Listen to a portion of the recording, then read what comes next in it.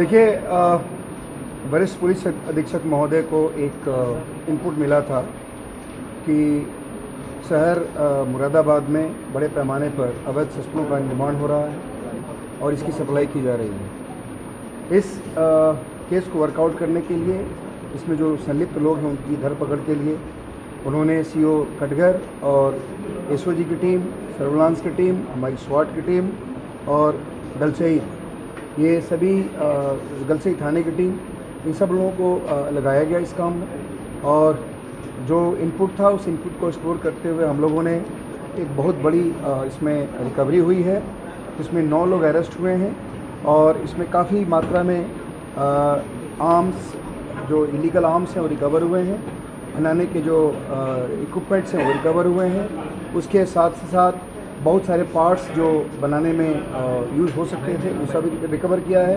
सारे machines recover हुए हैं, कुछ उसमें एक्सप्लोसिव्स रिकवर हुए हैं।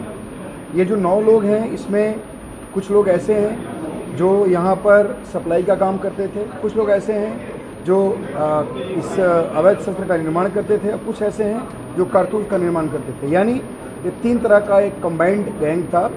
एक कारतूस बनाता था, एक गैंग तमंचा बनाता था और दूसरा गैंग उसको सप्लाई करता था। सप्लाई करने वाले जो गैंग है उसमें वो सप्लाई भी करते थे और उसको यूज़ भी करते थे।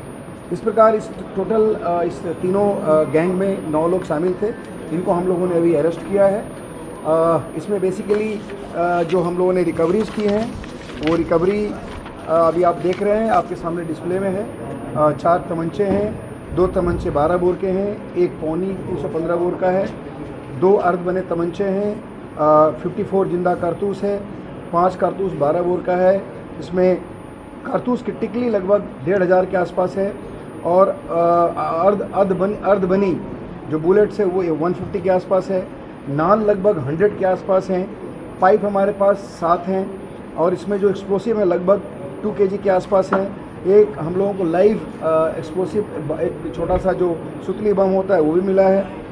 मुर्गा छाप जो पटाखे होते हैं उसको लेकर के ये लोग उस एक्सप्लोसिव निकाल के यूज़ कर रहे थे, वो भी हमें बरामद हुए हैं। इस प्रकार लगभग आप ये देख सकते हैं कि लगभग सैकड़ों अवैध तमंचे बनाने के हिसाब से इन लोगों ने यहाँ पर अपने पूरे इक्विपमेंट्स इकट्ठा किए थे और बाकी उसके मशीन्स पार्ट्स इकट्ठा किए थे। ये इस गैंग से पूछताछ में अभी तक पता चला है कि इन लोगों ने कम से कम सैकड़ों इस तरह के तमंचे यहाँ पे सप्लाई कर चुके हैं। ये जो लड़के हैं, ये जो इसमें अरुण और उसके बाद अंकित, ये जो गैंग है, जो अंशुमन, ये जो सप्लाई करने वाला गैंग है, इन लोगों के माध्यम से इन लोगों ने कम से कम सैकड़ों तमंचे अब तक इन लोगों ने यहाँ सप्लाई कर दिए हैं। एक तमंचा 5-5 हज़ार रुपये में ये लोग बेचते थे और इस प्रकार ये एक बहुत बड़ी सफलता मिली है। हम लोग इस 9 को हम लोग अभी जेल भेज रहे हैं और इसके अतिरिक्त इन लोगों से पूछताछ में कुछ और लोगों के भी नाम आए हैं। उसके उनकी अरेस्टिंग के लिए हमारी टीम लगी हुई है, उनको बहुत जल्दी गिरफ्तार करेंगे। देखिए, सप्लाई इनका सप्लाई अभी आसपास के जनपदों में पता चला है और आसपास में जो एनसीआर के डिस्ट्रिक्ट्स हैं वहाँ पे ये लोग सप्लाई करते थे। अभी हम लोग और भी पूछताछ कर रहे हैं और उनके जो इलेक्ट्रॉनिक रिकॉर्ड्स हैं खंगाल रहे हैं, उसे बहुत सारी चीज़ निकलने की संभावना। देखिए, इसमें सबके लगभग इतिहास है। इसमें अगर आप देखें तो ये जो अरुण है, अरुण के भी मुकदमे हैं। अरुण के लगभग अरुण के ऊपर मुकदमे हैं। अंकित के ऊपर 6 मुकदमे हैं। उसके बाद जो ये अंशुमन है उसके पास 1 मुकदमा है। तुषार पे 2 मुकदमे हैं। जावेद जो बेसिकली इस गैंग में बनाने वाला था, जो मुगलपुरा का रहने वाला है, बेसिकली ये कारतूस बनाने में एक्सपर्ट है। इसके ऊपर 5 मुकदमे हैं। पहले भी ये इसी तरह के फैक्ट्री में जेल जा चुका है, अवैध शस्त्र की फैक्ट्री बनाने में। समीर के पास 3 मुकदमे हैं।